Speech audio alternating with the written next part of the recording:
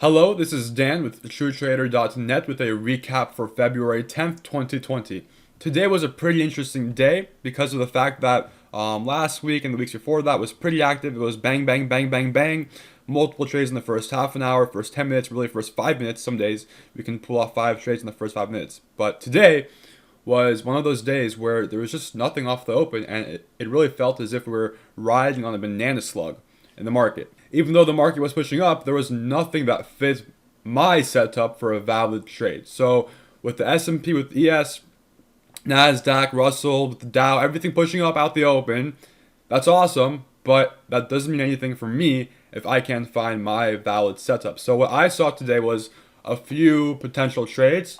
The first one I took was I took one trade today. It was a scalp though, nothing crazy. It's nothing to brag about. It was LB 2450s and sold the top tick at 2490. It took like a minute. I was really small size. It's not even worth talking about. It's something crazy. So besides LB, we had VHVN, which I was looking to short at 50.5. It came 1 point away from my entry, 1 point away, a point and a half or so, and it pulled back 3 points. That was pretty unfortunate to see. I really hoped I was going to get filled in the low to mid 50s for a short, but did not get that, so that idea was canceled. Next was MAC. MAC, I was looking to short a retest back up into 2590, and what happened was we got that move into 2450s, 2470s, and then it pulled back pretty nice, about 35-40 cents or so, and then from there it just kind of went sideways. I canceled. Once I saw this pullback, I canceled the order. And actually, on MAC, right in here, somewhere in here, I'm not sure what time it was exactly. I have to go back and look and check the chat logs, but I believe, oh, no, it was over here. MAC, I was looking to buy this at 2450.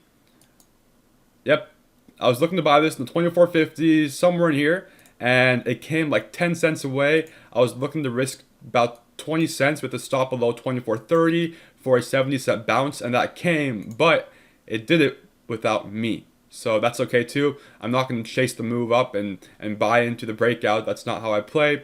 If I miss it, that's okay. I cancel and I move on to the next trade. So I also had an order to buy MAC if it came back down to the prior closing price at 23.44, and that did not come either. So pretty much, guys, today was one of those days. Oh, VTVT as well. On VTVT, I was looking to buy this at 303. Okay, it's kind of funny actually.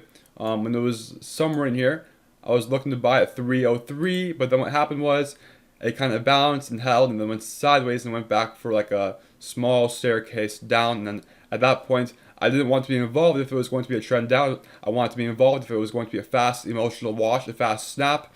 So I canceled my 303 bid, and that's funny because it was actually the bottom tick.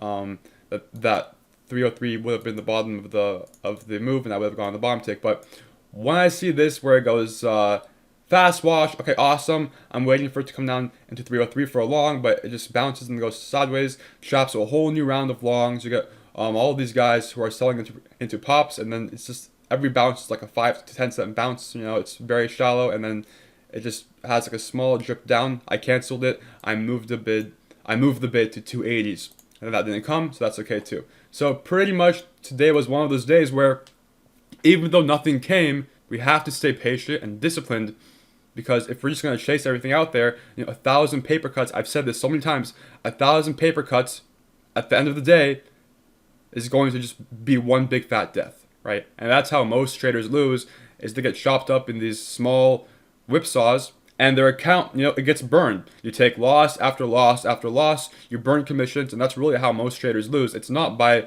holding on to one big loser, it's actually by day trading in the shop.